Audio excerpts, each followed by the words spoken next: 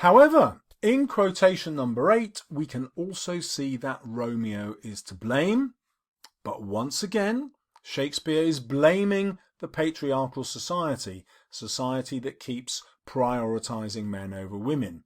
Look at what he says before he kills Tybalt. "Sweet Juliet, thy beauty hath made me effeminate." So he's accusing Juliet of having stopped him being a real man.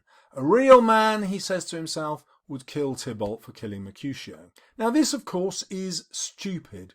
Everybody knows Tybalt's going to be killed by the prince because he's killed Mercutio. Mercutio is even related to the prince. It's the prince's nephew. So there's no way Tybalt is getting away with this. But no, Romeo wants to prove he's a man, and he believes that as a man, he's got to kill Tybalt. This is Shakespeare's way of criticising male society and this idea of how men relate to each other. Dueling had become quite common by Shakespeare's time. There were ritualized rules about it, and Tybalt has broken those rules by killing Mercutio when he's undefended. These rules were supposed to reduce death, because obviously you wouldn't insult someone if the consequence was that you were likely to have to end up fighting them to the death. It would force you to be very polite to every young man you met. Well, that might have been the intention, but Shakespeare is arguing the opposite. He's saying, look, if you take all these teenage male brains and then you arm all of them with knives and swords, society is just going to become much more violent. And so he uses Romeo to attack this very idea of masculinity. Now, I've chosen quotation number 9 because it brings us back to Shakespeare's intention here of exploring fate and tragedy. So once Romeo has killed Tybalt, does he blame himself? Oh no. He says, oh, I am Fortune's fool. It's nothing to do with me. It was the fates. They made me do it. The fates were 3 characters in Greek mythology who decided how long a person should live and how they would die. And so he's claiming that the fates have acted on him.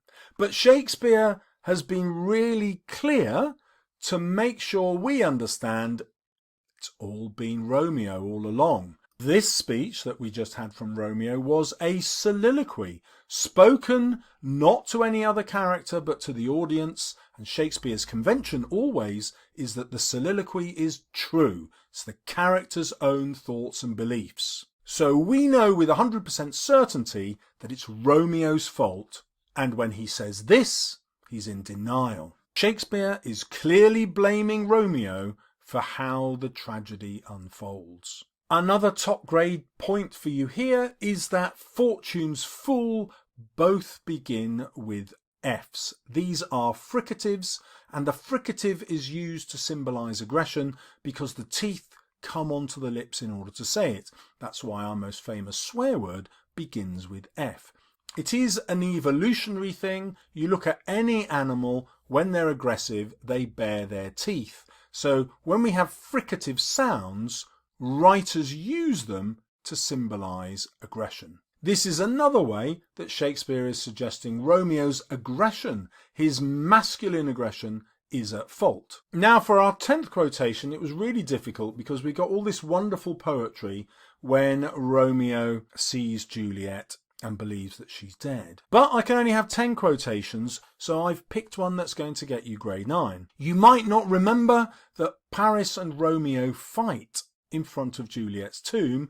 Romeo doesn't want to fight Paris, but Paris forces him to. Romeo kills Paris, and in Paris's dying breath, he asks Romeo to bury him next to Juliet, to take him into the tomb next to her.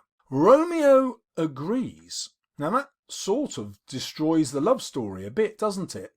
But Shakespeare does that because he's writing a tragedy. Romeo sees himself as a tragic hero, rather than as an immature fool who has caused the tragedy itself. Shakespeare wants to play with this. He wants us to question whether Romeo is entirely at fault or how much society is at fault. So here he takes the dead Paris's hand because he says that Paris's name has been written in Misfortune's book, the book of fate. And so, as a tragic hero, he's going to give him a triumphant grave in the monument, the Capulet monument. Now, when Romeo presents it like that, he's saying that the cause of the tragedy is actually love. Paris was in love with Juliet, Romeo was in love with Juliet. That is their tragedy, and why they're both going to die at Juliet's side. But Shakespeare plays with this idea and undermines it all the way through the whole play. Why did Romeo and Juliet get married? Well, I've already hinted here that it was much more about sexual passion than love. And if you check out my guide, you'll see how Paris isn't in love with Juliet. For him, it's all about sexual passion as well. So really what Shakespeare is attacking here is the patriarchal rules controlling sexual relationships. On that topic, here's some bonus grade 9 content for you. Shakespeare married Anne Hathaway when she was 26 and he was 18, and she was already 3 months pregnant. So we know Shakespeare was against this patriarchal ruling in society that controlled people's sexuality. And therefore, he's suggesting that it's society that's also to blame through its patriarchal rules. And if you'd like to get much better at Romeo and Juliet without buying my guide, click on one of the videos appearing somewhere up there or there. See you soon on my channel.